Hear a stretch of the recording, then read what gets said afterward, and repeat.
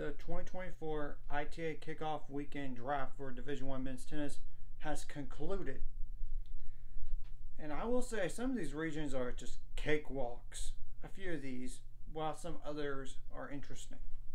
And I'm going to go over like the host sites first. The 1 seed's Virginia, 2 seed Ohio State, Texas is 3, TCU the 4, Kentucky the 5, Michigan the 6, Georgia the 7. That'll be played outdoors. Same thing goes for Texas. South Carolina is the 8, Tennessee's the 9, USC at number 10, and they don't have an indoor facility, so they have to be outdoors.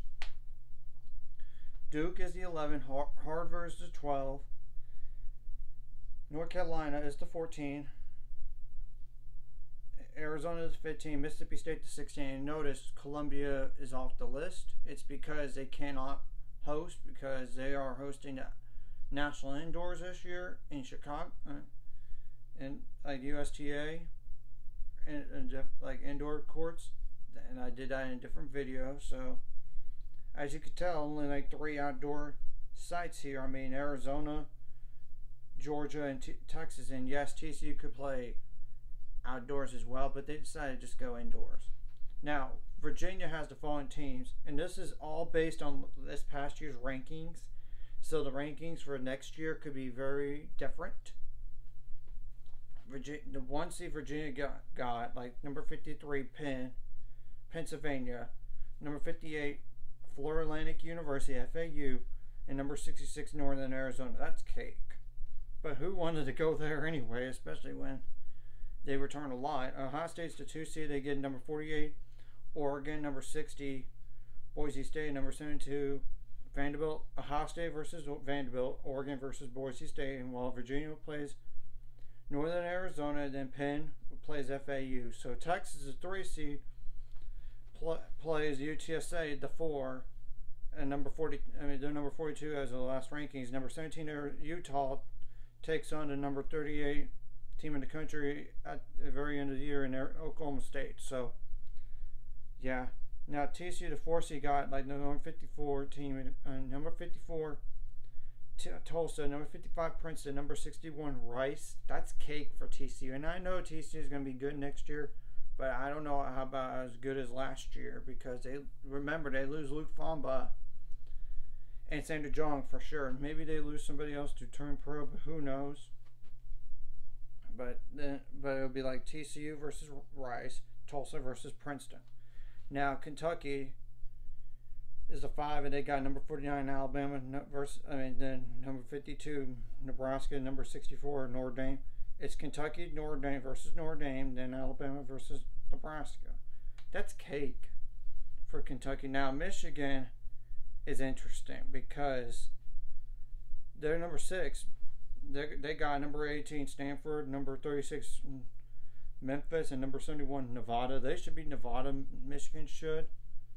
And Stanford plays Memphis, but I think Stanford wins that match. Now, Stanford is dangerous. They are dangerous. I know they might be they could lose Arthur Ferry, potentially, to turn pro, but we have to wait and see. In Michigan,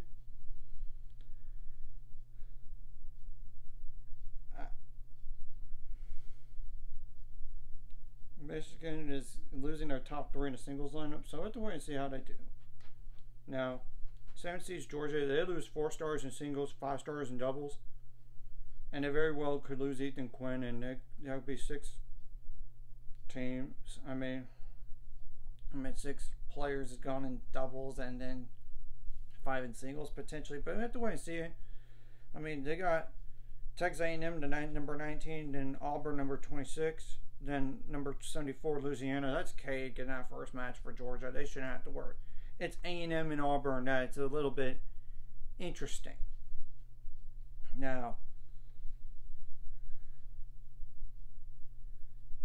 the 8 seed South Carolina got number 34 Louisville, number 39 LSU, then Clemson. And South Carolina will play Clemson. They should win that match. They have a new head coach, I believe.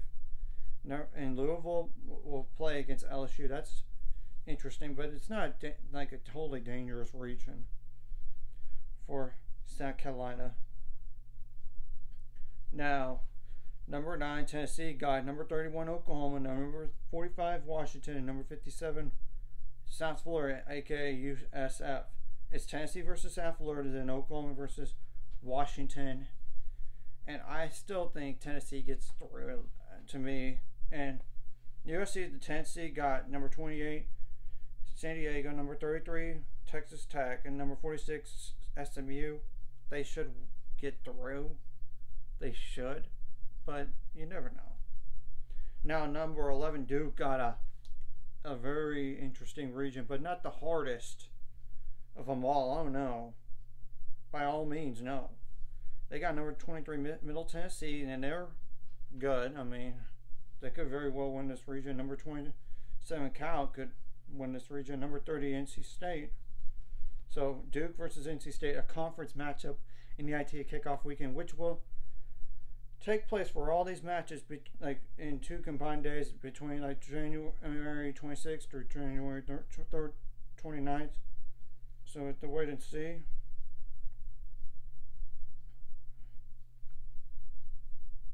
Yep, that's about right in 2024. So that, I don't know why they did the draft this early, but you know. Now, number 12, Harvard. Oh golly, they got definitely one of the tougher ones. I mean, you got number 24 Ole Miss, you got number 25 Northwestern, number 35 UCLA. I expect UCLA to be better.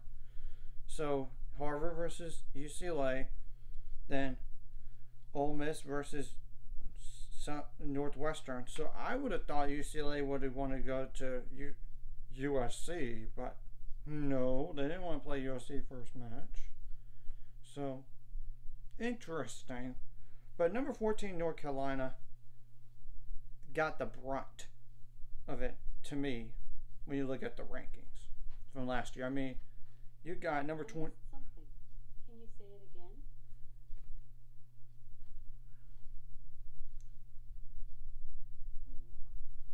Number 21, Wake Forest. They got number 22, Florida, and they're going to have a new head coach. And there's going to be maybe a little roster turnover there. And number 32, Illinois. So, yeah, that's a really difficult region. Now, Arizona. I know based on the rankings it looks simple, but I'll explain why it's not necessarily on one team particularly. They get number 44, Tulane, number 47, Baylor, number 50, Miami, Florida. But Baylor is going to be better next year, and in terms of these matchups, it'll be North Carolina versus Illinois and Wake Forest versus Florida. Like, I'm not sure what I mentioned that, but Arizona gets to play Miami, Florida. They should beat them. But Tulane versus Baylor, I think Baylor wins in that match, I would think. And I will also say Baylor last year had dealt with injuries, and they had 2 guys that were not cleared to play. So yeah, I expect them to be better, and they got like a transfer, and they got 2 solid recruits, so they're going to be better off next year. And I know Arizona's losing a few guys. So and last time these 2 teams played each other, Arizona whooped Baylor 4-0. I mean, like technically 4-0, but it ended up being like a 5-2 match. I believe, but I will double check on that while I go over this last region. That's number 16, Mississippi State got number 20, Florida State, number 40, Arizona State, which I thought then maybe you'd go to Arizona instead, but they didn't. And number 43, VCU. That's interesting, and Florida State could very well win that region, potentially. Now, overall, as you can tell, there's 15 regions with 4 teams apiece, so 60 teams involved in this. 60.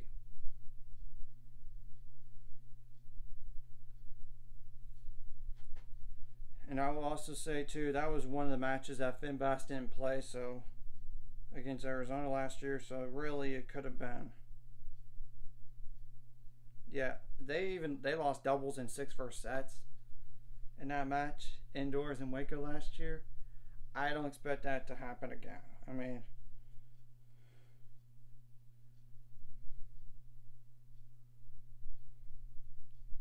yeah, they literally lost doubles in 5 first sets.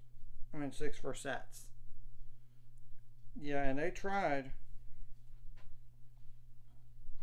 to make it interesting.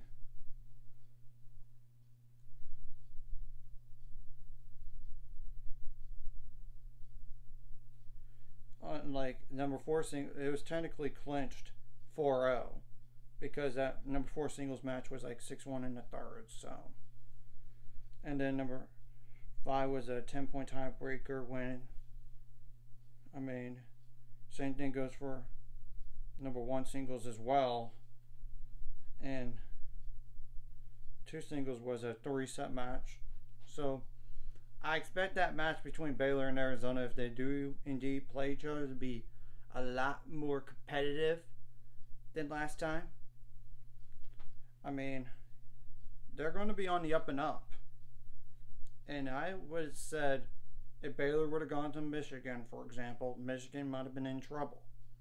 Possibly with Georgia as well. It's certainly possible. So, yeah, it's kind of one of those teams you probably want to avoid the most, I would think, because they're not losing hardly anybody. I mean, they only lose two seniors, and granted, one of them didn't hardly play most of the year due to injury. And if he was healthy, it would have been two starters in both singles and doubles, and that's it. And you know what? They only have to replace one doubles team, and that's it. I mean, consistently, either healthy or not, you only have to replace one of them, and only one single starter if you consider Finn Bass playing all that time healthy all year long. It would have been just two, but now it's technically one. And at the very end of the year, he came back, but he got a little banged up as well. And they have a third assistant coach now, so yeah, that's because of that new rule that volunteer assistants can be paid. I mean, and maybe some other schools do the same thing with their volunteer assistants. I mean, like, instead of getting a volunteer assistant, you could get two full-time assistants instead of getting a volunteer one. Anyways, if you like this content, like and subscribe, and see you guys later. Find guys, we're on the road to it. Let's go. It's definitely very intriguing that there's only 3 outdoor sites. And by the way of the draft, some of them are just cakewalks. But Arizona, I know the ranking says you should win right now, but I tell you, Baylor's going to be improved. I mean, they will be improved. In North Carolina, you gotta watch your back too, and same thing goes for Mississippi State and Harvard, Duke. I would say possibly. Michigan is on the upset alert, but we have to wait and see what the rankings look like once the spring begins, because this is just me basing it off of who's returning, how many returners, and everybody in general. So that's all.